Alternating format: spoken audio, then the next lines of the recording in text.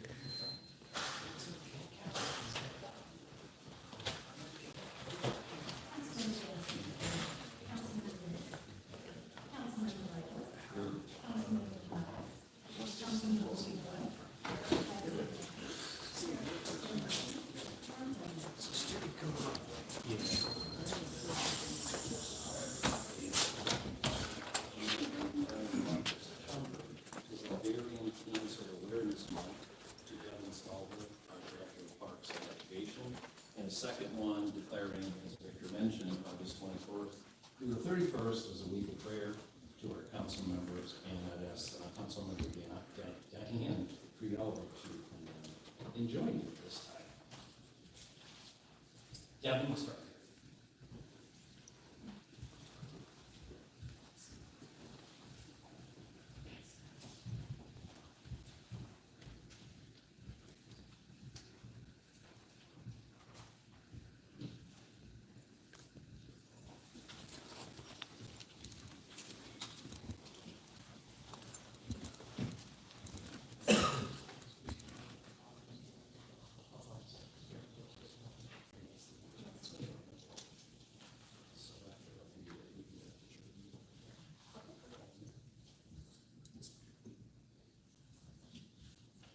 Whereas ovarian cancer is a serious health concern affecting women every day, and this cancer is often difficult to detect, making public awareness campaigns vital.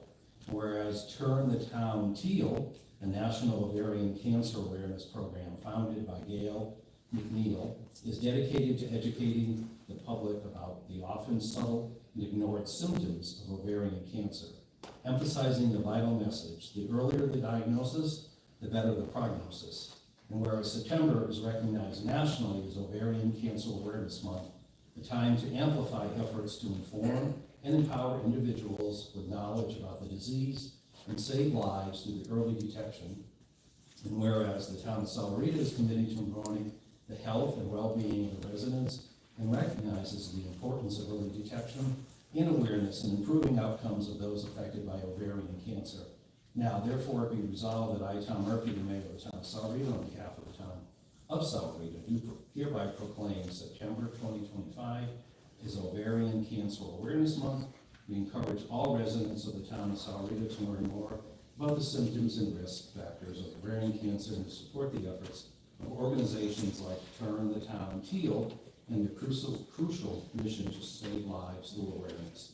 In testimony whereof I appear on Tuesday, my hand is to be affixed the seal of the town of Sahuarita on this 18th day of August 2025. Thank you. Appreciate it.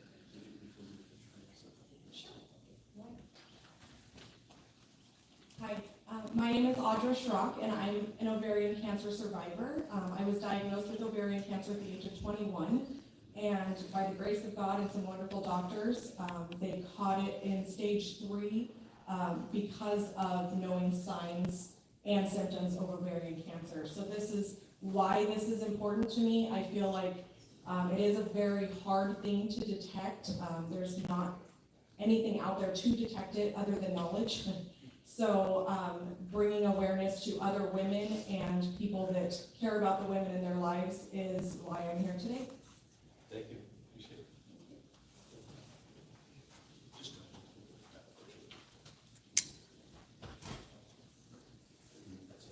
Thank you very much. Thank you.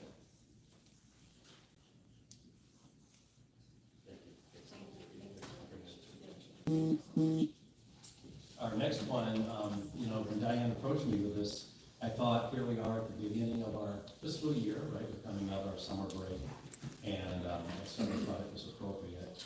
So thank you for bringing that to my attention. Whereas the Declaration of Independence expresses our founders' reliance on the guidance of the blessing of nature's God, the Creator, the supreme judge of the world, and divine providence. And whereas the values found in religious scripture, including love thy neighbor, justice, and personal responsibility, remain foundational to a free and thriving society. And whereas the town of Sahuarita has been richly blessed, it will continue to face challenges such as destruction, violence, broken families, and threats to our values in the way of life. Whereas the strength of the town of Sahuarita lies not only in our resources, but in the character, faith, and resilience of our people. And whereas we recognize that healing, unity, and lasting change require not only sound policy, but also divine guidance and moral renewal. Whereas we humbly seek the mercy of God, asking for strength in our families, integrity in our institutions, and peace in our communities. Now therefore be resolved that I, Tom Murphy, the mayor of town of Sahuarita, on behalf of the town council, do hereby proclaim August 24th through 31st, 2025 as a week of prayer and testimony whereof I have here unto set my hand and cause to be affixed the seal of the town of Sahuarita on this 18th day of August, 2025. Thank you, Dan. Absolutely.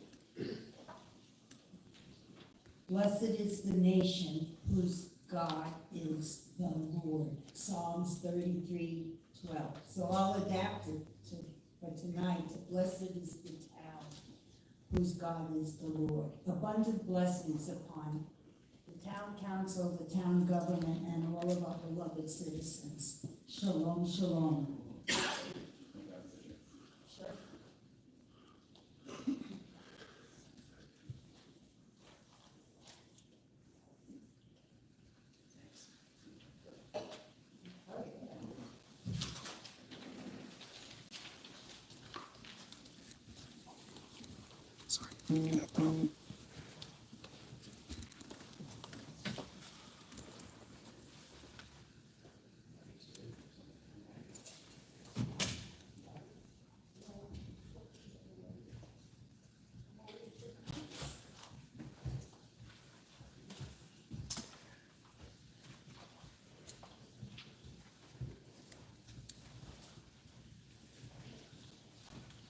Next, we come to call to the public. The call to the public is now open. I invite spokespersons or individuals to address the town council on any topic on the consent agenda or any issue the town council is legally permitted to act upon in the future. Appointing a spokesperson is not just a means to extend speaking times, but also a way to delve into a specific topic, providing more details or effectively represent the community's views. Spokespersons representing 10 or more individuals present at this meeting may speak for 10 minutes, individuals for 3. Instead of the 3 minutes speaking time frame, individuals represented by spokesperson will be asked to stand while their spokesperson addresses the town council. For Arizona open meeting laws, the town council cannot discuss matters that are not on the agenda. However, individual council members may respond to criticisms made by the speakers, request staff to review the matter, or propose adding the topic to a future agenda. And of course, I ask everybody to remain respectful. Harassment, personal attacks, yelling, or discriminatory remarks will not be tolerated.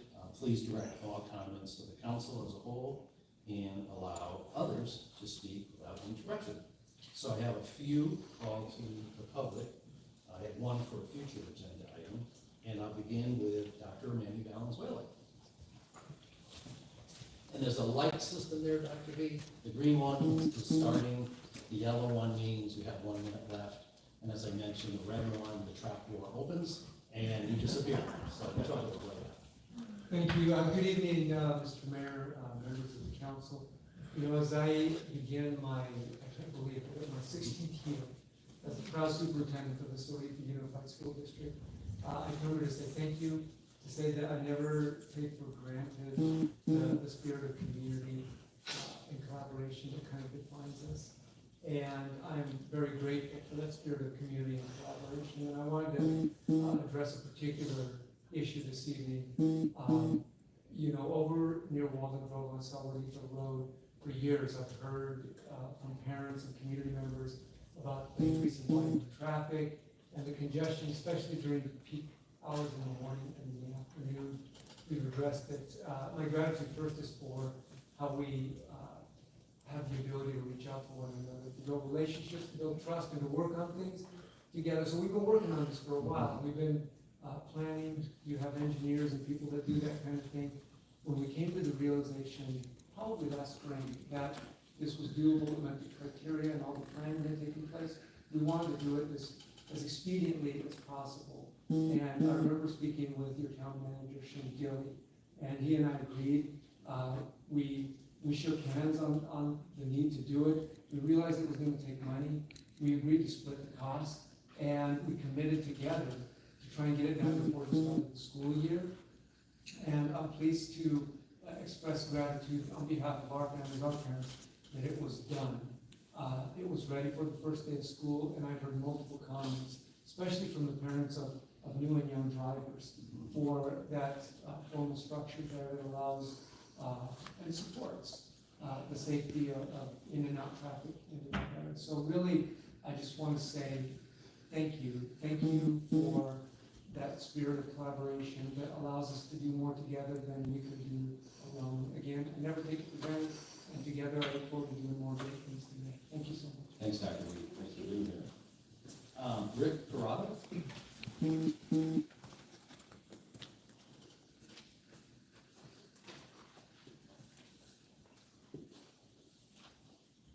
My name is Rick Corrado, and I live at 487 North Yale Drive in Quail Creek community in Sahuarita/Green Valley.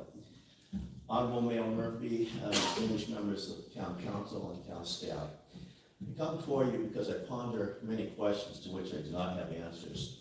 I think about why I moved to Southern Arizona. I think about the town mission statement. I question the language in the mission statement about protection of our natural and cultural resources. Does this include our concern over adequate water supply? So I have to ask myself, why is it that we constantly allow businesses and entities, both foreign and domestic, to come into our community to attempt to ruin, usurp, and steal our resources? The desire for superiority in artificial intelligence has blinded us. We want copper, we want data centers, we want jobs, we want tax money, we want growth. Yet no one considers the costs to achieve such dominance. We continually put the cart before the horse. No concession is given to all the resources that will be impacted or the profound effects on Arizona's constituents, mentally, physically, and emotionally. Arizona is in the midst of a 30-year drought. Then why is it that we will allow Copper World Mining Project to use 6,000 to 13,000 gallons of water, acre feet of water per year? This could potentially amount to 4 billion gallons of water. Yet no one questions how much water will be pumped out or used, nor the environmental impact that this will have. The only resource more precious in southern Arizona than copper is water.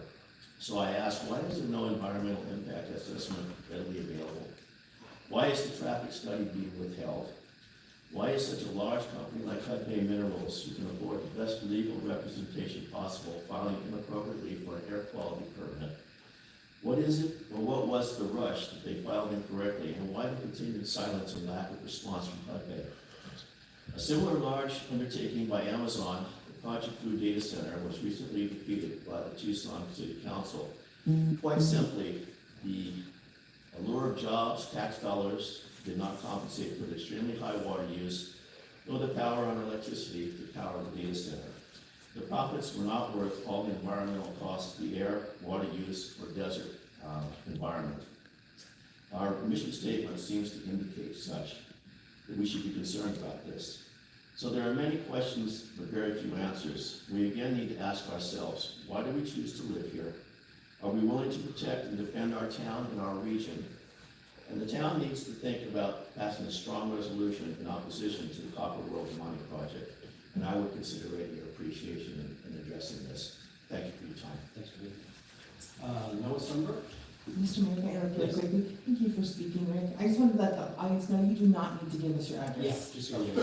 This is out on YouTube. Don't give us your address. You can just say you're a resident or not. So Okay, I hate to talk about it. I just needed to make sure that everybody knew they didn't need to. Yes, no? My name's Noah Sumberg. I've been a resident since 2008. And I want a good police force, and I don't think we have one. And I think we have issues with our police force because we have a violent, dishonest police chief. Dishonest because they arrested a man falsely, which is not the first time. And violent because rather than de-escalating or doing anything to mitigate a situation, you threw a man to the ground, you grabbed him and threw him before he even spoke to him. It's wrong. And you guys haven't done anything. You didn't change your executive session to do anything. You didn't put on the agenda now. You guys, if you don't do anything, are complicit in a violent police chief who has a history of bad behavior in this district. We'll start with the Walmart case, which made national news, where he illegally arrested a guy. And it was about to prosecute him because he illegally did it. And the cop that did it was violent, loud, dangerous. And we removed that cop. Not for that incident, but his further incidents that happened. But we did nothing to remove his certification. Our chief didn't care. Then there's a case with a lady who had a weapon in the condos, who disarmed herself, got on her knees, and then the police beat her up. The mugshot was in the Green Valley News, had a big bloody lip. And it turns out that the police did that after she was disarmed and on her knees. That's wrong, but that's our culture. Then, of course, we have the instance that's really been coming to the front, which is they claimed accident circumstances that didn't exist, and then beat up the person that they came to see if she was well for a wellness visit. They smashed the door into her face intentionally, as they say on the video. That's wrong. And that's why they were there the day that they got, the chief decided to be violent without really doing anything, just get straight to violence. And that's because they wanted to record the deposition, which seems reasonable because your police admit that it takes them over 2 years to get any video out because you guys slow walk and hide what you've done, which is not acceptable. That's your own director at the police station saying it takes over 2 years to get any video. So of course you want to record your own testimony because you can't trust the town to get it to them in time. We have a chief that acted so irresponsible, and he is currently the chief. He is not put on administrative leave. Give him the vacation until you decide things. But personally, I think he committed my opinion. I'm not aware. He committed assault. He effectively committed kidnapping when they falsely arrested someone under trumped-up charges. It was wrong. You guys have to fix it. It's your job, and if your town manager will fix it, then you need to get a town manager who will. Thank you. Thank you. Appreciate it. Next is Mark Brown. Yes.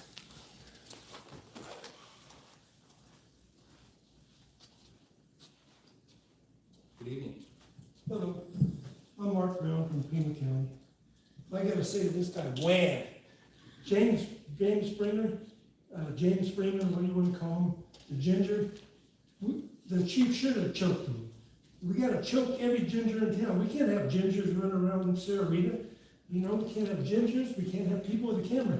You put a ginger with a camera, we need to get them out of here. We can't have any of them gingers. And that's basically all I'm gonna say. All gingers should be thrown out of sahuarita. Sahuarita is not the place for gingers. So if we can throw out all the gingers and bring in more people like Chief Nolan, he knows what to do with gingers. We saw. He knows how to handle gingers. That's how you got to handle gingers is you put them in a headlock and you throw them to the ground and you break their camera. He had a 4K camera. None of us in Tucson could afford a 4K camera. We have to use 1080 or 720. But he had a 4K camera. You got to break that camera. You can't let anybody with nice cameras like that around Sahuarita, especially in the police department. So I thank you for what your chief did, and we need more people. We need more people in Sahuarita to choke out gingers. Thank you. Thanks for being here, Mark. Jack Meta? it's me. Apologize. Mihoff. Meoff. Mihoff. Jack Oh, it's Meoff. an H, I'm sorry. Jack Meoff. I wasn't sure if it was two T's. You gotta say it faster. Jack Mihoff. Jack Meoff. Yeah. How you guys doing? Great. Great. I'm with this man over here. I think Chief John Nolan did a pretty good job choke slamming that guy with no probable cause. What do you guys think? Well, you know we can't respond.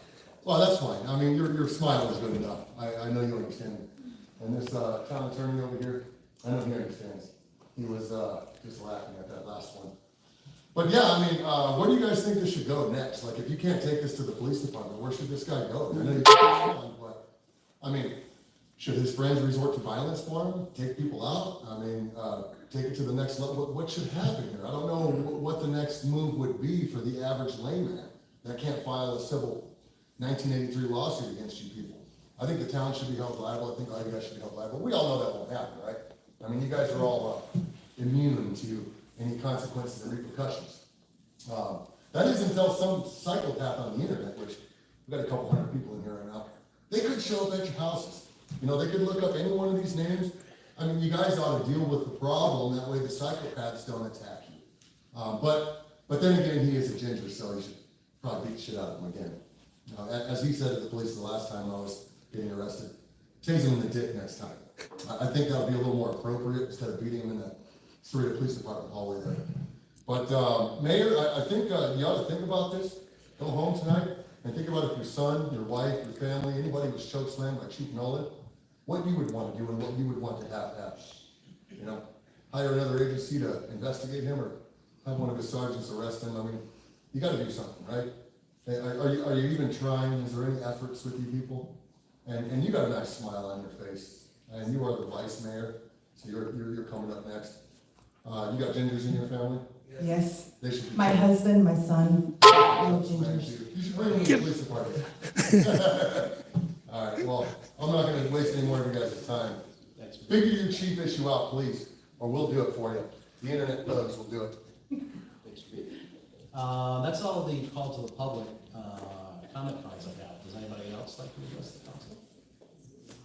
Seeing no movement, I will close the call to public and move on to item number 7, which is a brief summary of the council and town manager current events. Councilmember Leiter, anything? Oh, no, just, I'm happy to be here. No. Thanks. Debbie? Debbie? Yeah, you go ahead. So last time we met was in June, and I told everyone we were in coffee with council.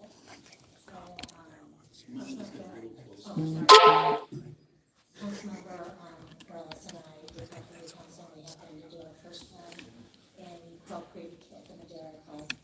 And we had about 10 people that came. It was really well received, and we're hoping to do it again in the future. So it was really, really a nice kickoff. And hopefully in the fall we'll start doing it with their business and do it in other places that people can come and talk to us. And, yeah, so it was nice. Also, at our last meeting, I had talked about that I was having my first resolution committee meeting.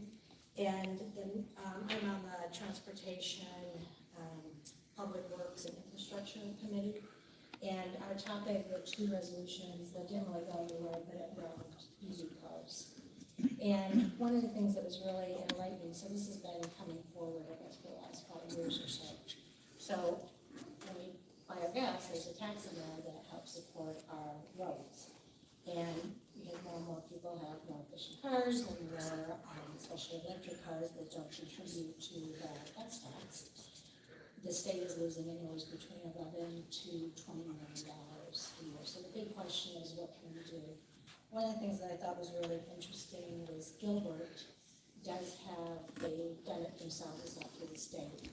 They have, their city does have charging stations, and they charge 25 cents per kilowatt, which is about equivalent to what you'd be paying for your gas, what you're filling.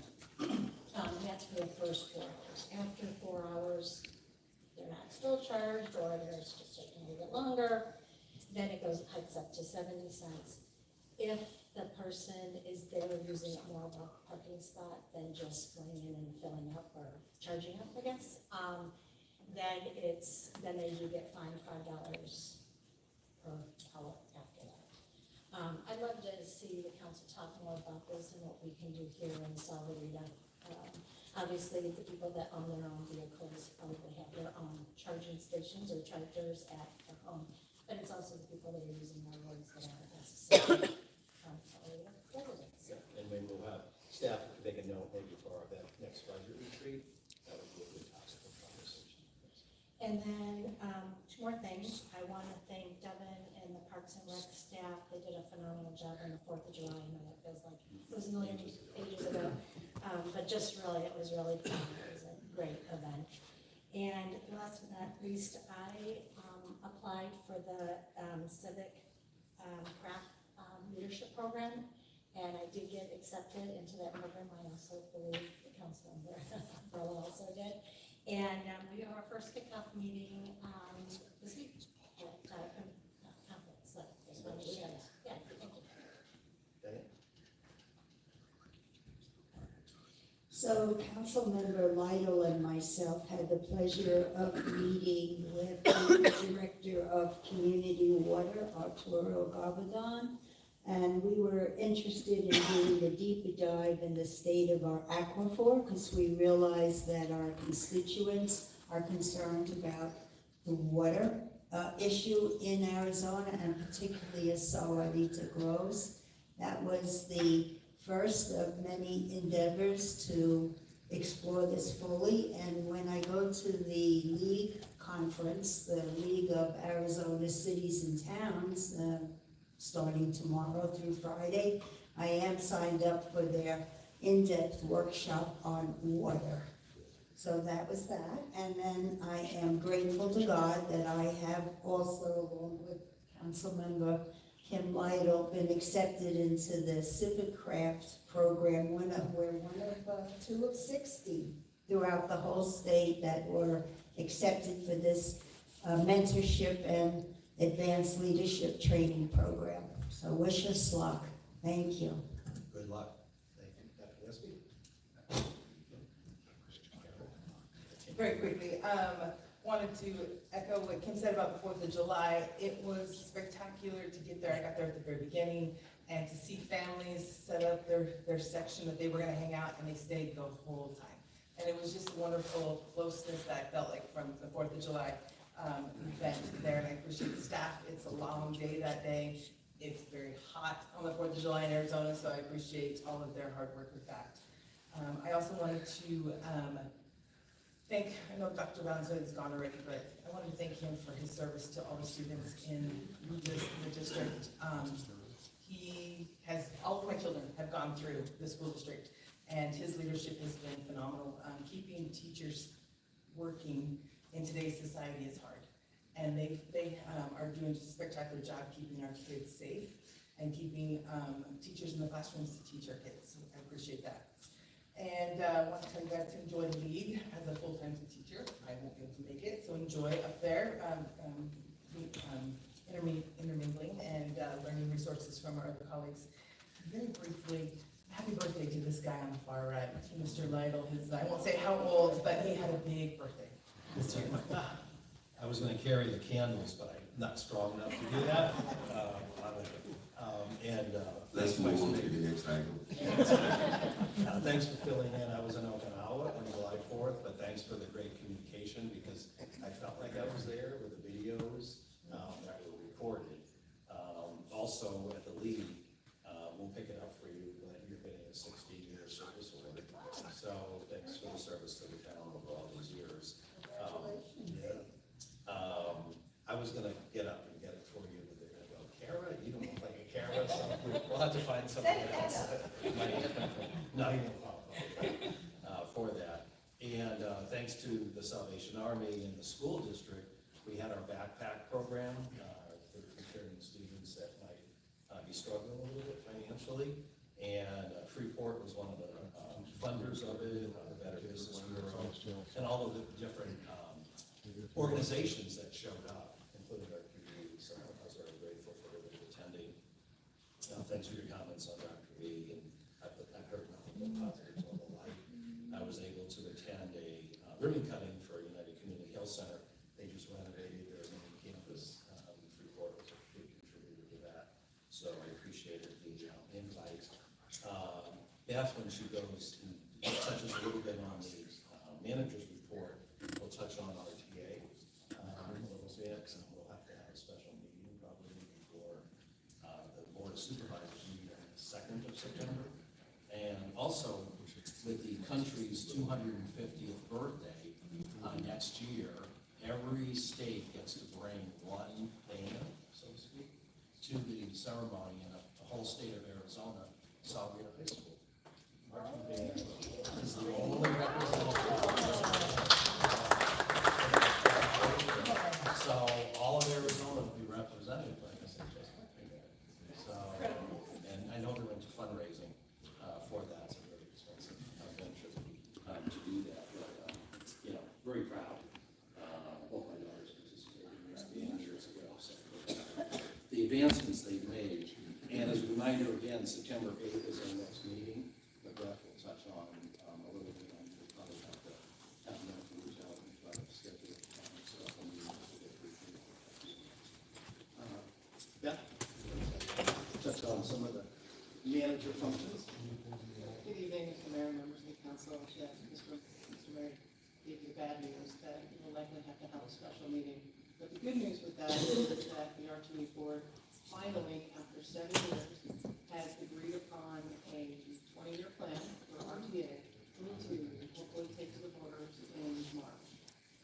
To this point, that the Board of Supervisors has their meeting on September 2nd for their vote. So we would have to have our discussion before then. That's to put it on the ballot, to be clear. The supervisors, just like all elections, have to put it on the ballot. So it has to get through. It's more technical, but it has to be done. So we will have the honor to reach out and try to schedule that special meeting.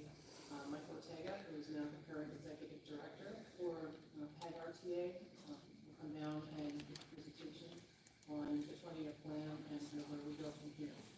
So we'll talk more about that actual plan at that meeting, but there's additional good news with that plan. It's finally a plan that I think that in the last time we talked, we were less than enthusiastic about the plan, and at this point, I think we've reached a place where there's enough in it for the town of Sahuarita and for our voters that we can stand on it. Thanks. Did you want to touch on anything else? I think that's good. Okay. Thanks, Beth. Appreciate it. Thanks. Next, we move to item number 8, which is the consent agenda. And I was asked to remove for a separate conversation 8D. AC Mariotti wanted to address that. So I'll ask the consent agenda to be approved minus 8D, and as soon as this item is finished, I'll move to 8D. So at this time, I'll entertain a motion. So moved with those corrections of moving 8D to the regular agenda. Thank you. We have a motion and a second. All those in favor signify by aye. Aye. Opposed? Motion carries. Madam Clerk, item 8D. Resolution number 2025-0840, finance and budgetary policy updates. Thanks. NAC, I'm assuming you're presenting this item? Yes, Mr. Since Mayor, the word finance was in there. members of the council, I appreciate this opportunity to really make myself available to you to answer any questions that you may have on these recommended changes to our financial and budgetary policies. Now, a lot of them are housekeeping items, which warrants being on the consent agenda, but a couple are a little bit more technical, or maybe not as much housekeeping, and I just want to make sure that before you adopt it, you have an opportunity to ask me any questions that you might have on these items. So I'm just going to touch on a couple of them, the ones that I think are a little bit more significant, and if you have any questions on those elements, we can certainly dig into a little bit deeper. But most of them are housekeeping in nature. Some of them are to just bring more clarity to our existing policies, and some of the changes are to sort of codify what our existing practice is or has been. So with respect to policy section 1.5.3, that particular section relates to contingency carry forwards. That's one of the things that we've been budgeting for several years now within our budget. relates to capital project budgets and developing year-end estimates. And despite our best efforts to come up with accurate year-end estimates, sometimes reality differs, right? Because we're dealing with those estimates around February for the end of the year, and we expect, certain things to occur in that time frame, and then obviously the reality often differs. So I'll give you a brief example of that. We might have a project where we think, say it's a $100,000 project, and we believe that project's going to be completed in the current fiscal year. So we're going to spend 100% in the current fiscal year, and then next year we'd have no budget. But in some situations, you'll come in and see actual results where we're actually incur $80,000 in costs despite a $100,000 estimate. But next year, we still have $0 budgeted, right? So what do we do under that circumstance? Well, the contingency carry forward budget allowance allows us to tap into that possibility to take the $20,000 and to apply it towards that project. So over the 2 fiscal years, the project budget hasn't changed, it's just how it gets allocated between the 2 fiscal years. So what this provision does is it just sets in place the mechanics behind the concept of the things that we've talked about over the past several years' budget. So unless there's any questions on that, I'll move on to the next most significant change. Council? No? Okay. The next significant change, and it looks like a wholesale, large, extravagant rewrite, and that's on section 4, which is our grants. So we did rewrite that section. We have a grants officer now, Richard, that well-dressed man over there waving to you all. He rewrote it, so we took advantage of his expertise in grants to kind of incorporate a lot of the same principles that we've had in our previous policy, but just kind of expand upon it a little bit more and to have policies address more of our strategic alignment. If you have any questions about that particular section, I'll turn the floor over to Richard, and he can get into the details if you need that. So, questions? You came all dressed up for nothing. Thanks, continue. The next section that probably warrants a little bit of discussion is section 7.1, and this is on our capital assets. We have that new thing that GASB requires of us to record in our financial statements, and that would be intangible assets, or in particular, right to use assets. These things make sense to accountants, but not much in the way of anybody else beyond accountants. So what this does in policy is it addresses that difference between tangible assets, which we've always cared about, and GASB's always required us to care about, and intangible assets and the accounting treatment behind it. So for tangible assets, central finance tracks everything currently that's $5,000 or more. Why $5,000? It's because that's the federal threshold to track assets. Things that are below that threshold, finance doesn't track in the accounting system. But the departments are still responsible for tracking those items through inventory controls and whatnot. So if something gets capitalized in this manner, it's depreciated over the useful life of the asset. So from the accounting treatment is, when we buy it, it's not an expenditure when we buy it, or an expense when we buy it, and we expense it over the useful life of the time frame that we're going to be utilizing it. So case in point, $5,000 asset with a 5-year useful life, that's going to be $1,000 a year. So now the federal government is saying, well, due to inflation, everything 5,000 is too low of a threshold. We're raising that to 10,000, so we're just proposing that we'll follow suit with that. And our counterparts are basically, we all follow the federal guidance with respect to tangible assets. For intangible assets, it's a whole different ball of wax. It's dealing with operating leases, it's dealing with subscription-based information technology agreements. These things are short-lived in nature. The accounting treatment for such is onerous, and we should still account for it properly, but for financial statement reporting purposes, we want to have a different threshold than we do for capital assets. And so what we're proposing there, like Pima County, is to have a $100,000 asset threshold for intangible assets. So if it's a big dollar item and it's a right to use asset, we'll go ahead and track it in this fashion. Otherwise, we're gonna handle it like we've always handled it in the past, and that would be too expensive. So if it's an operational lease, instead of amortizing that over, say, 3 years of the copier lease, we're just gonna expense that in the current year budget. And GAAP allows for this treatment, it's not a violation of GAAP, and so this is really an efficiency modification. So unless there's any questions on that? Any questions? Okay. And then the last section that I'll address is section 10.2.2.3, and that's establishing operational reserves and allowing for that possibility in other funds. Right now, we only call for minimum fund balance policies in the general fund, the streets, or the transportation fund, and the wastewater enterprise fund. Those are the 3 primary operating funds. But through the establishment of the solid waste enterprise fund, pursuant to the. You see, just 1 second, Mr. Miha. You know, you're welcome to record, but it's really hard to hear the presentation while we're conducting the town's business with the background noise. So feel free to. Are you talking to me? Yes, What was the name you called me? I thought it was Mr. Miha. Yeah, Jack Mehoff. Yes, so Mr. Miha. Okay, so what's your problem now? It's hard to hear. I'm not interrupting you. I'm very quiet. I'm whispering. Well, I So can hear you. This is meant for good acoustics. So if you could keep your voice down, we'd appreciate it. I'll whisper sweet nothings into the cop's ear then. Thank you very much. Okay. Please continue, Steve. All right, so pursuant to our consultant's recommendation, they actually recommended establish operational reserves in the solid waste enterprise fund.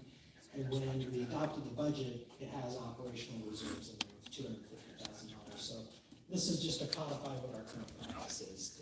It suggests that other funds can establish operational reserves as well. Section 10.2.3 in the same area. Give me a second, guys. Let me mute this for a split second. Let me mute this. No, you don't need to mute it. What the fuck did you call that for? What happened? Interfering?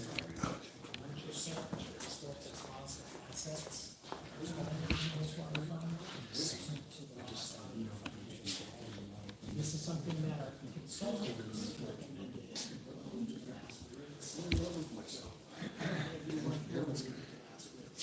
Sorry, guys. I'm mute for a second. So it's tough business. Apparently somebody's threatening me. Just sets aside.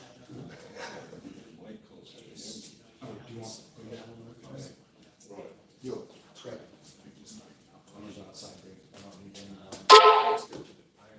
Yeah, the guy says he's your friend. Who is that? Your, well, that couple. Is your friend? Okay. I wasn't coming to tell, but He used to be a ginger too before we went to Vegas. So he told me he was a ginger, I told him you guys went to ask show sign too. I was trying to be nice. Okay, so back in. He's a What's the church? What's the church? So interfering with the proceeding. half of the people in here establish us.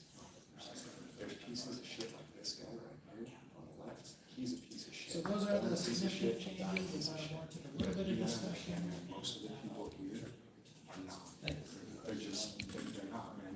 And, you know, we'll disagree on things all day, but they're not in their hearts pieces of fucking shit like this character is. What is his job? He is Public works manager? I ran into your inmates, your little slave crew up there. Public works manager. his coworkers are some really good guy too. Really good guy.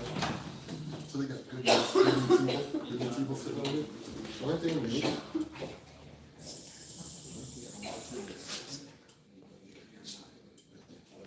there like a quiet sign around here or something?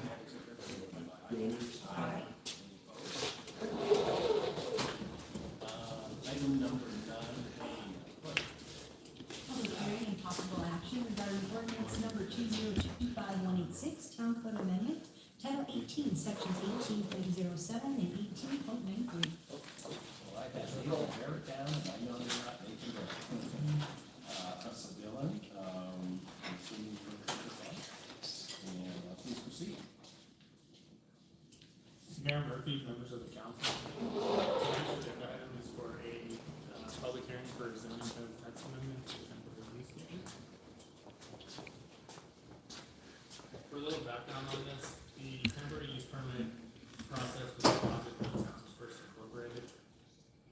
A little while ago, planning staff began drafting an amendment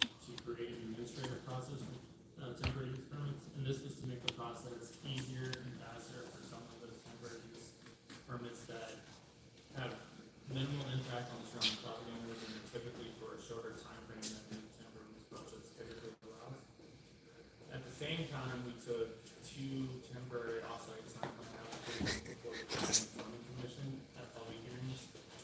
And following the public hearings, the commission directed us to investigate a administrative process for those reviews as well. So we combined those 2 amendments into the amendment that were presented tonight. So what is a temporary use permit? It is a use of a true temporary nature, which does not involve the erection of a substantial building. It also allows for uses that would not otherwise be allowed in the zone. The most recent example of a temporary use permit in the town was when we had the plant nursery on the garage shopping center, and that was there for evaluation.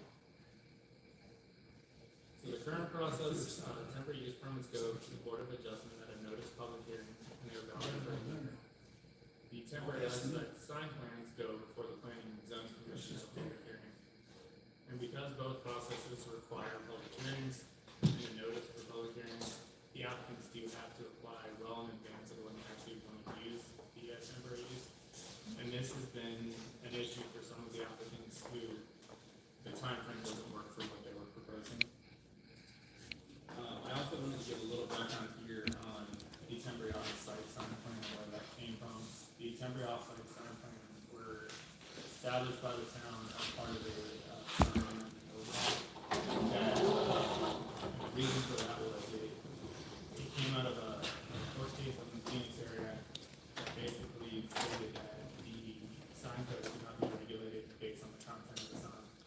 So rather than just allow all temporary signage off-site signs, the town decided to basically prohibit it. So they realized that there were some applicants that still could use that sort of advertising, and so we created an avenue through the temporary off-site sign plan application process.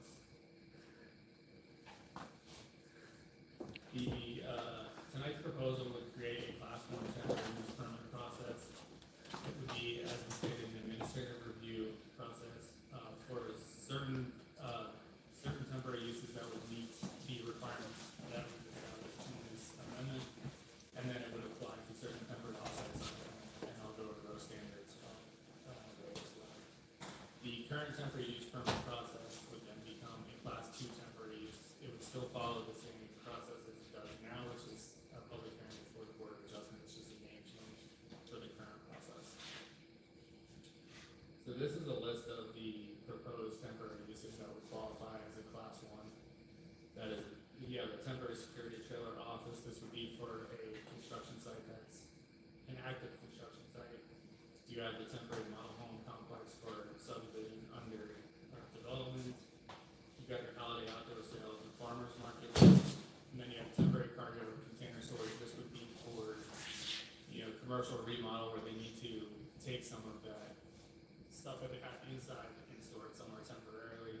Or the other thing that's come up in the past is for commercial businesses that have excess holiday merchandise that they cannot get into the store at that time. They'll ask for a shipping container to store it in until they have room in either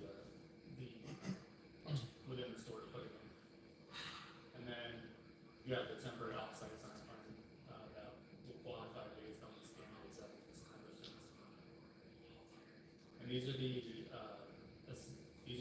standards that we established for the temporary off-site sign plan.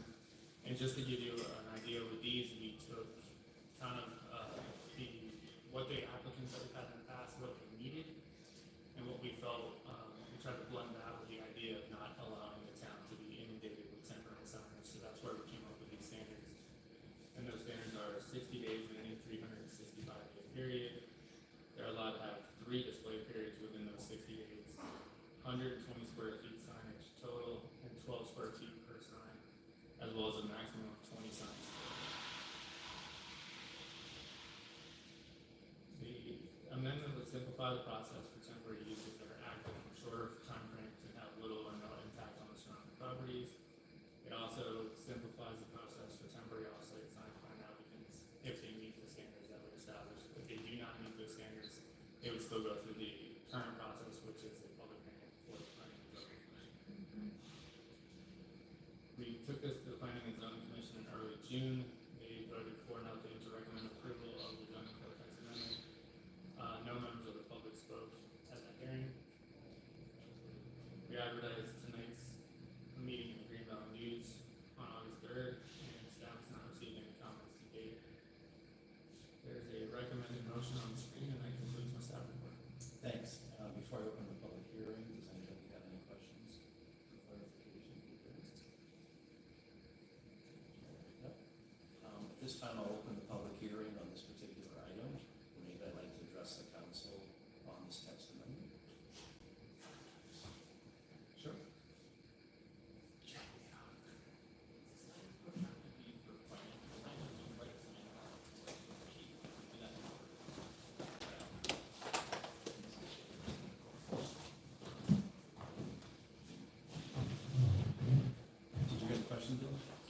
bid or would like to make it made in.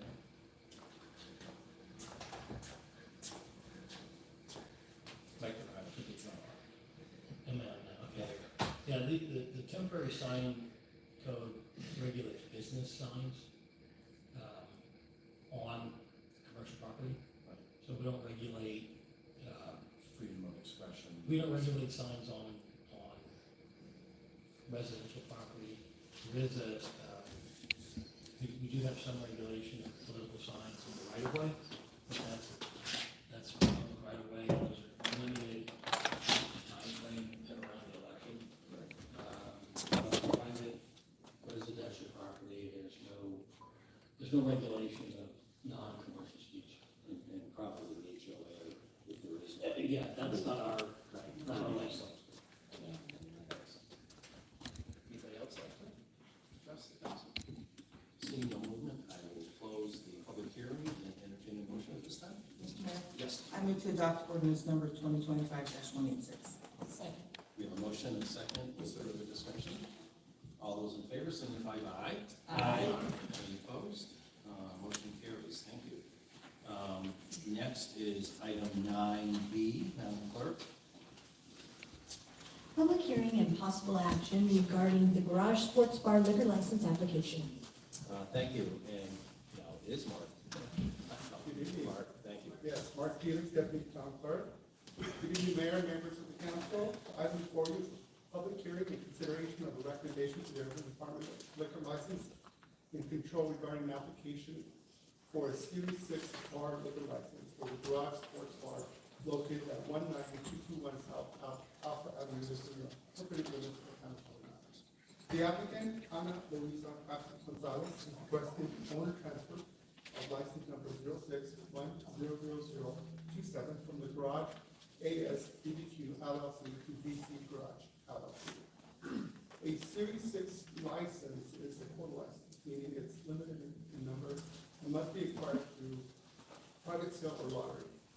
This license allows the business to sell and serve all types of alcoholic beverages for on-site consumption, as well as limited off-site sales in original containers, provided those off-sale transactions do not exceed 30% of the total annual liquor sales and comply with specific state restrictions.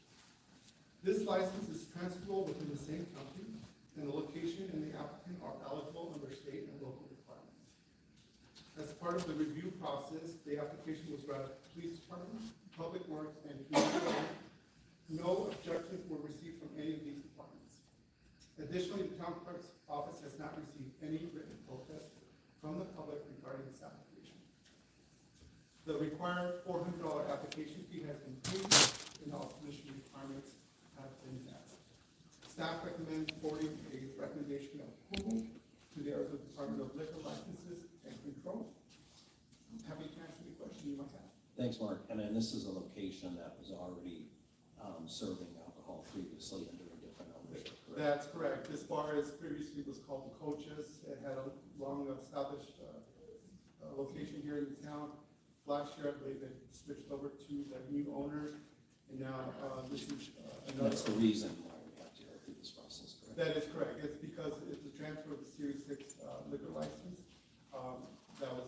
And it was done through a private sale between two entities. Yep, thank you. Any questions before I go to the public hearing? This also requires a public hearing, so at this time I'll open up the public hearing. Does anybody like to address the council on this item? Seeing no movement, I will close the public hearing and entertain a motion once again. Mr. Mayor. Yes. Excuse me. I move to submit to the ADLLC a recommendation of approval for the transfer of Series B liquor license for their garage sports bar located 19221 South Alpha Avenue, Green Valley, Arizona, within the limits of the town of Southern. Thank you. Second. We have a motion and a second. Any further discussion? All those in favor signify by aye. Aye. Any opposed? Motion carries. Thanks, Mark. Next item is Madam Clerk, number letter 10A, please. Discussion and possible action regarding ordinance number 2025187, establishing solid waste fees for additional waste collection cart and service reinstatement fees. Thank you. And, Mr. Logan, Danny Logan, is our Public Works Deputy Director, and we're presenting this item. And as you know, it's very limited in scope, which I'm sure Dan will touch on, but please continue. Yes, sir. Good evening, Mayor, council members. Yeah, very, very simple. We posted it out to the public. We've let everybody know. This is simply to solidify into our ordinance that additional trash carts to go along with their current trash carts will be an additional $6.49 a month. And then the reinstatement fees for over the 90 days on vacation hold will be at $50. And this is just simply to put that in the ordinance. Yep, thank you. And anybody have any questions? Yes. What happened, do we finish up the contract with neighbors that are adjacent that want to share? Can I go into that at all? Is that, I'm happy to. Maybe talk about that. Okay. I just didn't know. It's about the shared use, but if it's not agendized and it's all listed, yes. I mean, if you want to talk about the rates for shared use, that's fine, but, Well, I think we left it that we were going to do a contract, I don't know where, I guess I'm surprised that it wasn't added. can you lean into the mic? I can't hear. Oh, sorry. Sorry. I know when we talked about this in June, we sort of were at our last meeting, we talked about a contract that was going to be written up regarding the adjacent neighbors that we're going to share. Yeah, that form's available. Okay, so I didn't know, I guess I'm Can just Danny do a asking, quick update, yes. clarify Yeah, that? I mean, we can finish this and then we get the update. Right, take it I off. think, yeah, just if it's a report, so. Okay. Would you like to report on this item? Now, Question? yeah, okay, yeah, absolutely, thank you. Yeah, we did a lot of work, we went to the table. John turned around a very good form, that was 2 adjacent properties, it was agreement, minimum 6 months, splits that bill between 2 households, of course, they lose the bulky, but everybody who really needed it doesn't really need the bulky, we explained that to them, we walked them through, I received the form. Town clerk's office was absolutely fantastic, still have them. We've refined the form now, I think we've gone through 3 different drafts with the town clerk's help, telling me what residents are coming back with the feedback, and now we're tracking where those carts, that set of carts is kept, which household. Got that information uploaded to Waste Connections, did that Thursday of last week. So they've got all the billing going out correct. We wanted to beat the first invoice going out. So everybody that submitted all the way up until Thursday morning is currently enrolled in that system and doing great. I think, I didn't check with them today, but I'm gonna check back in and we're just gonna continue that on. But yeah, so far, so good. Yeah, we did see a lot of carts, just to put it out at large. Some carts that were not on the delayed because they didn't, they didn't know that they were doing the shared bin. So we did deliver at both houses, but now we're going back with Waste Connections help and we're picking up those extra set of carts, but so far everybody's pretty happy with it. Great. You got any other questions for Dan? If not, I'll entertain a motion at this time. For item 10A.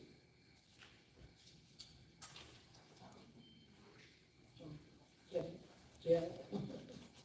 I move to adopt ordinance 2025-27. Second. Good motion and a second. Any further discussion? All those in favor, signify by aye. Aye. Any opposed? Motion carries. Thank you. Thank you. Madam Clerk, item 10B. Approval of appointments to the Board of Appeals. Thank you. This evening we'll be considering 2 appointments to the Board of Appeals. First, the reappointment of Frank Nassia to serve a term ending January 30th, 2030. And second, the appointment of Tatiana Bresler to fulfill the remainder of an unexpired term ending January 30th, 2028. Does anybody have any questions for Lisa or staff on this particular item? If not, I'll entertain a motion at this time.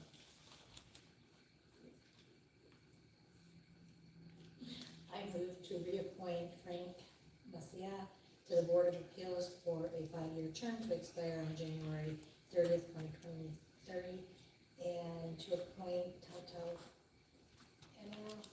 Bresler to the Board of Appeals to fulfill the remainder of an unexpired term to expire on January 30th, 2028. Thanks. We have a motion. Second. We have a second. Any further discussion? All those in favor signify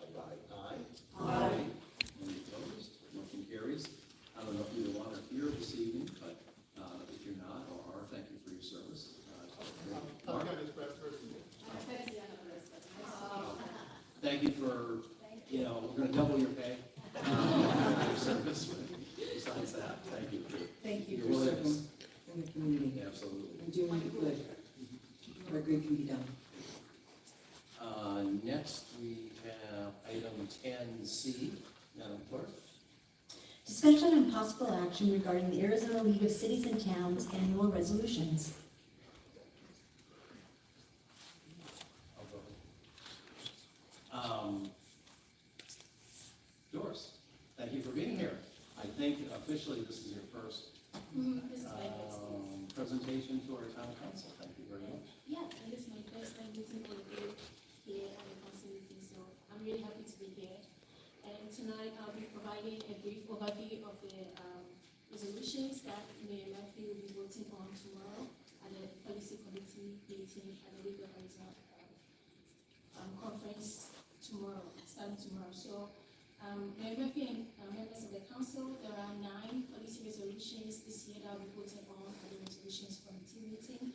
And this discussion is to provide overview of these resolutions and also the draft position that the town currently has on each of these resolutions, and have council discuss and ultimately decide what the position of the town should be on each of the resolutions.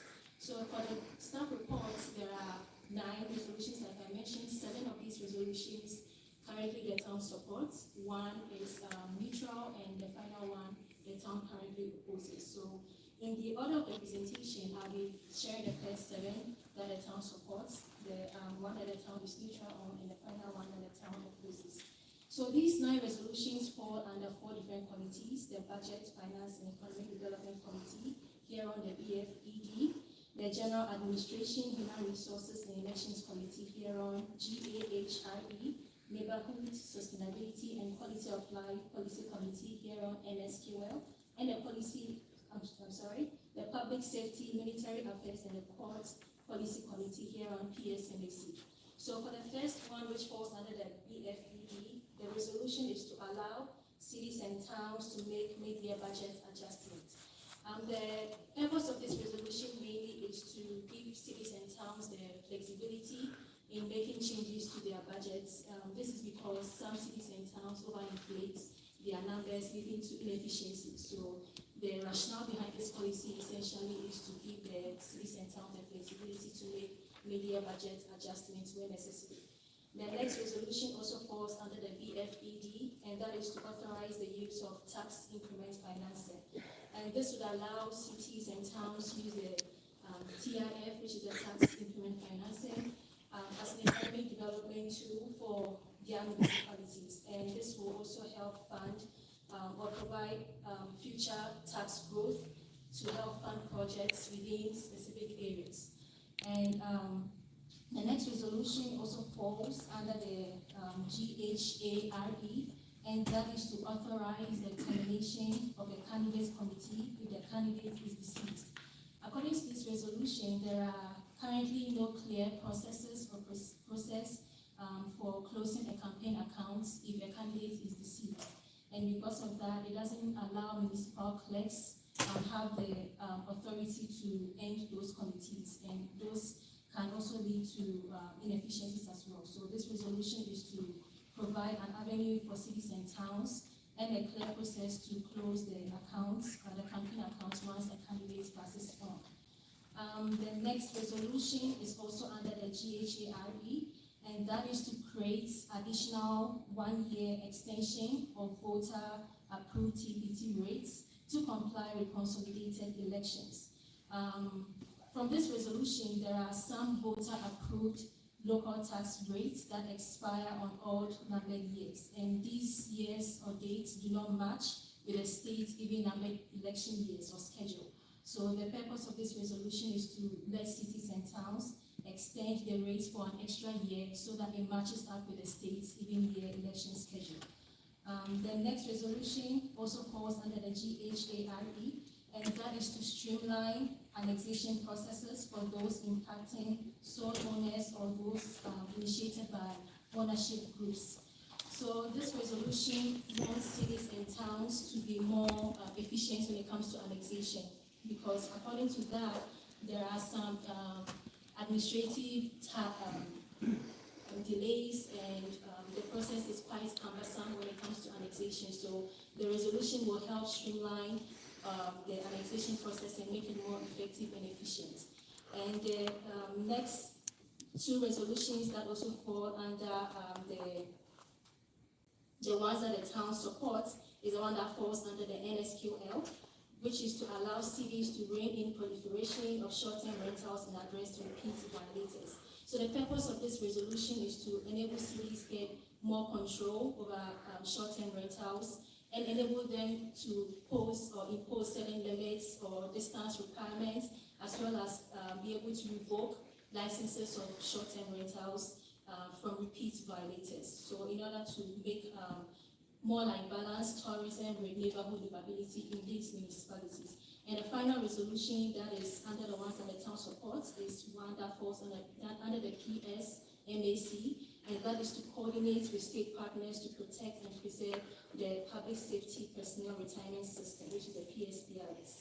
And the purpose of this resolution is to work with state partners to protect past pension reforms, carefully review any proposed changes using data, as well as support efforts that lower long-term repayment costs.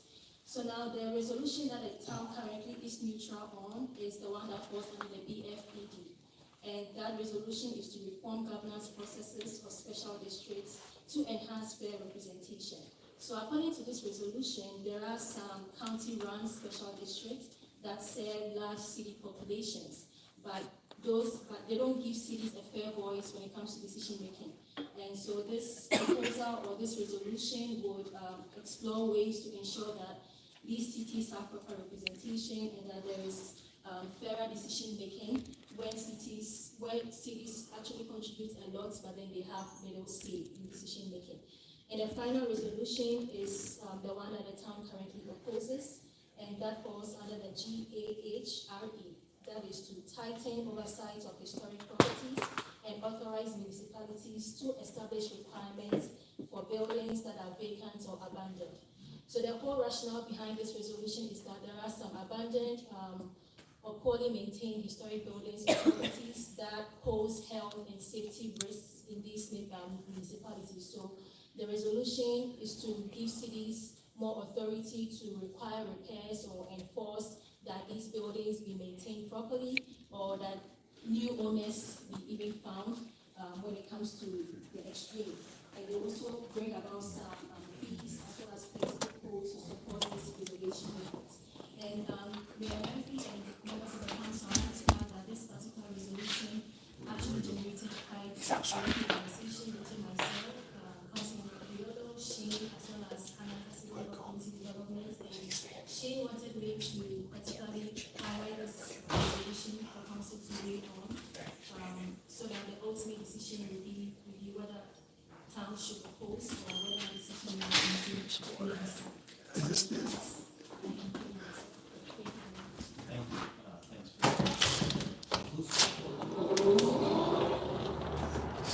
All right. What up, Tuck? You gotta be too quiet in there. I couldn't take it anymore, man. Hey, man, how do you feel about the chief of police? Oh, okay, all right. Just asking. He chokeslammed somebody the other day in his lobby. It was only a ginger, though. Gingers deserve it. You can't go crying about gingers. Huh, wham. That one guy was complaining about slamming a ginger. Wham. You know, usually, I don't know that he's, I don't know Right? if the attorney is going to take his case. They were, He doesn't really agree. Like, I think they wanted to slam Roy there. He's not pressing. Yeah. I really do. He's not a ginger. Well, I know, but You can't blame him. I think they wanted You to think slam you're going him. to get justice within their little realm? You're not. There's no You're gonna have to justice. honestly So you can get beat down, shot. Yeah, we can't leave that ginger in there by himself. They'll choke him out. Who's, qualified. That ginger neck should be left to me. I think he's gonna be all right. I don't know. I want to know who's in here.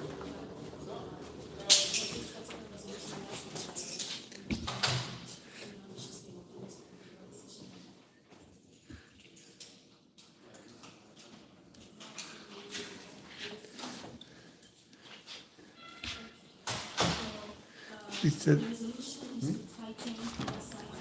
they said, don't leave the ginger alone. Ginger will get the fuck kicked out of him. Oh, here's the man right here. Killing it? Yeah, I'm killing it. Oh, dude, once it ends, then then you can. Okay, I better guarantee you're gonna get slammed, right? I don't. Guarantee I'll get choke slammed if we end it. Dude, that one guy though really is a piece of shit. Which one was it? The one that I was telling you, the little guy. Oh, the little guy sitting right here? Yeah, I've got a video of him standing right here and fucking lying straight to my face a few months ago. They did they decided that they wanted to make the trash collection. Make the town in charge of the trash collection instead of having free markets where people just choose their own company. Where a regular person could own one of the trash companies, right? Right, and that was one of the only times that the residents of Sahuarita actually showed up to do or say anything, and over 80% of them stood up and said, don't do it at all. Even the people who said, you know what, I might be for this, said, we don't know enough about it yet though, so don't vote on it tonight. So I think one person said, do whatever you think is best. I hired you as my gods. So out of everybody, it was less than like 3% or something. Like 97% said, do not do this. At least don't do it today. They went in the back room and voted unanimously. Oh, of course, yeah. So then that guy stood out here. Unanimously to do it? I asked him, yeah. Wow. Oh yeah. And so then that guy, who's the head of public works, who's the head of that, heading up that entire thing, stood here and told me, he's like, well, you know, if, it was a couple weeks later that I came and talked to him about it. He said, well, if you wanted to have a say in it, the town got to vote on it. You should have voted on it. The town got to vote on it. He was trying to tell me though, because he didn't know that I knew what was going on. He didn't know you were in there. He thought I just and he was trying to tell me that each resident, it went to an actual vote where all the residents actually got their say. I said no, the council voted, not the residents. He said, you got that information. I was like, bro, it was literally done in a public meeting. Like, it's on fucking video, man. And the guy was just okay with lying right to my face. And when I called him on it, he goes, well, if you're not going to be reasonable, I'm just not even going to try to talk. Yeah, of course. Yeah. You don't see things his way. So after that, I followed him out of here. And when he left that night, I followed him all the way over there, just walking up on him. You fucking piece of shit. You fucking piece of fucking garbage.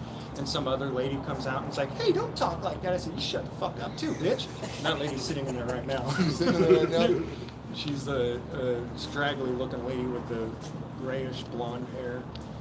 A lot of sheep in there. I didn't notice the good people you were mentioning. I was trying to pick them out, but I didn't really notice any. You know what though? The reason I say that is because I used to be just as indoctrinated as them. I used to fly my flags and pledge allegiance to my lords and my gods and thank my military for fighting for my freedom, even though all they fought for was politicians, pedophiles, and pieces of shits. Yeah. So I mean, the thing is that not even 10 years, probably about 10 to 12 years ago, I was right where they're at, man. And it really wasn't because I sat there and woke up every morning and said, how can I be a piece of shit? Even though I was. I didn't sit there and just say, I was indoctrinated just like everybody else. I really, really thought, no, this is how we have a civilized society. You believed in a system. And then I started using logic and reason instead of just, repeating things that have been just forced down my throat for decades. And so, I mean, I don't think I know anybody, personally, I don't think I know anybody who's known what was going on their whole life. Right. Who has never perpetuated this. Of course, this. Yeah. So that's why I try to have more patience with people who I think have a heart and have an ability to listen and maybe start comprehending. Even when I started looking at what was going on, I think it was at least somewhere between 2 and 5 years of a transition. Right. And it was like one little thing at a time. Like, oh, well, okay, all of this is okay, but James Freeman getting choke slammed, okay, that was wrong. Right. But that gets them looking into one more thing, right? And then one more thing.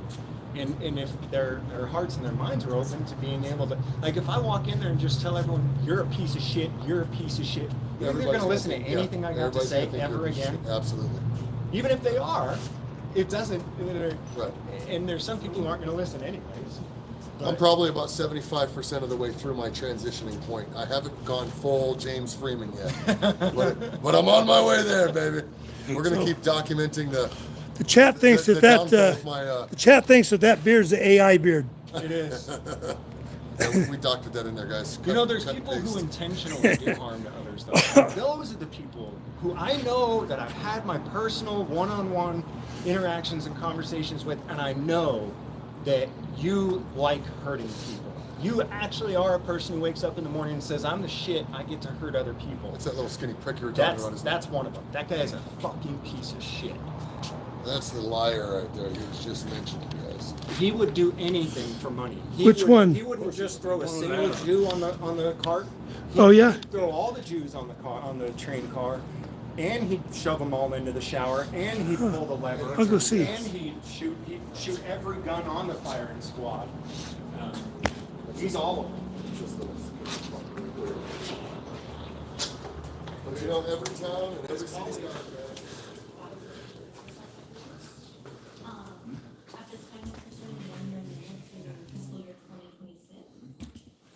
And then we'll bid for a new contract prior to fiscal year 2026. After our previously submitted, fiscal year 23 was 48,000, fiscal year 24 was 65,000, and then fiscal year 25 was 7,000.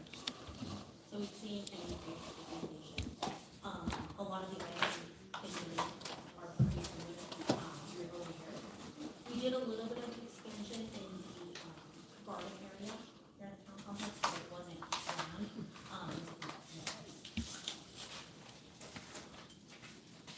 Because of further economic, what we see for fiscal year 26 quote. This is still with the Christmas light decorators. Our scope of work has not changed from fiscal year 25 to fiscal year 26, and we're at a total of $71,000. Down to in comparison, on my nearby municipalities, Town of Marana is also using Christmas light decorators. And they're spending New York $75,000. Plus they have This stuff is heavy. Let me put it down. Let's put it hit record real quick and then walk We're away. gone. We're gone, bro. Then he called 6 cops over there. I did say you're gonna need at least 6. And he showed That up was with 7. sarcasm, He bro. showed up with 7 though. He went up to your ass. That was all because I told you before, right? That was because they showed up with like 6 or 7 for the Aikens. Yep. For a welfare check. So when he said call the cops, well, you're gonna need at least 6. That was pretty cool, man. A bunch of cops are just starting to dogpile him, and Steve Aiken, the pastor, jumps in real quick and saves his camera from the ruckus of pigs. Yep. Snatches it right out of everybody's fucking hands down there. Yep. I thought that was awesome.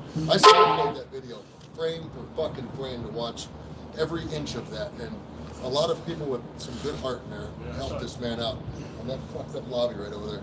I thought that lady cop was kind of pulling his arm, the chief's arm away, you know. No, At she was. at the beginning. What she was doing was she was making audio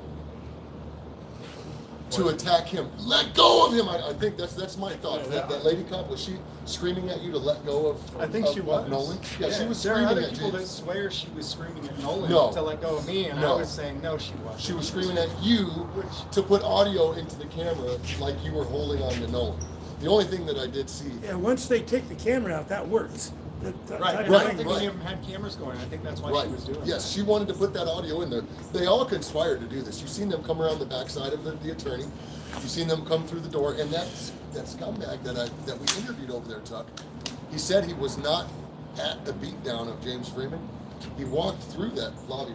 Did you see him? What's his name? Master Yeah, Paul. right before the Master chief Paul. came Yeah, out. right. Master Paul walks right in front of the camera. So he's a lying sack of shit too. Well, I He don't seemed know like a if good guy. the clerk went to the back to look for people, and he had just come in from Montreal, I think, out of the front. So I don't think he knew what was going on yet. I don't, because they had just asked for police help. But he did and say- a cop walked right by and didn't come help. But he did say he knows James Freeman, and he watched your videos, and he's hit to what happened to the pastor man. And so when he walked right by, he was trying to stay out of the frame of your camera. He knew you were there. He knows you got me down. He's full of shit. All right, you guys, if anything crazy happens, I'll go live again. I'm going to get out of here. Thank you guys for being here. I'm going to get another live stream ready just in case they come out and try to attack me, because apparently I was somewhat disorderly. I don't know. I don't That's what think, people are thinking. I don't. It was the mayor that asked that's wanted to jack me off. You know what I mean? It had nothing to do with me. I don't think they'll come after you because I think they understand. I think that they get your frustration at this point. They were smiling at me. And I think that's also why they let you guys just roam freely. And we were like, just leave them alone. There's been enough damage done. She did say don't put, you don't have to say your address because it's going to be on YouTube. Yeah. So they know. Well, their shit's on YouTube too. This is on YouTube, isn't it? This is on YouTube. There's She said that before too. I mean, even in meetings where there's just 8 people watching. Yeah. And that's cool. That's, you know, I mean, that's, don't have nothing against All right. anybody else. Just people that sit behind your desk. We gonna head out of here? Thank you, everybody, for being here. Peace. All love and respect, you guys. Yeah, I'm fucking tired of holding this goddamn phone in my hand. That fucking, there's that's still- awesome, bro. That fucking thing. Is Oh, it's awesome, fucking man. sick, Just dude. fucking, Absolutely.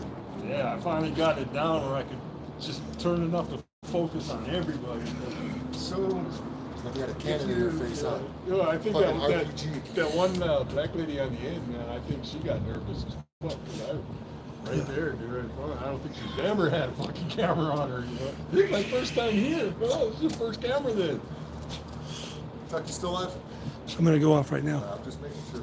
Yep. I don't want to say any racial slurs towards the Yeah, until you're off. nothing. So, you know that's an anagram, right? yeah, that chief's a pussy if he can't even break his camera. Anagram is where you can All right, guys, I'm gonna get out of here. spell another word. Oh, okay. I don't think they're gonna do anything else here today. You never know, though. Oh. The only ones that probably do something is the ones that got That's an anagram, bro. got the cameras stuck in their faces. Yeah. That was funny. All right, guys, later. Stood up against the wall, popped on his chest. Which one?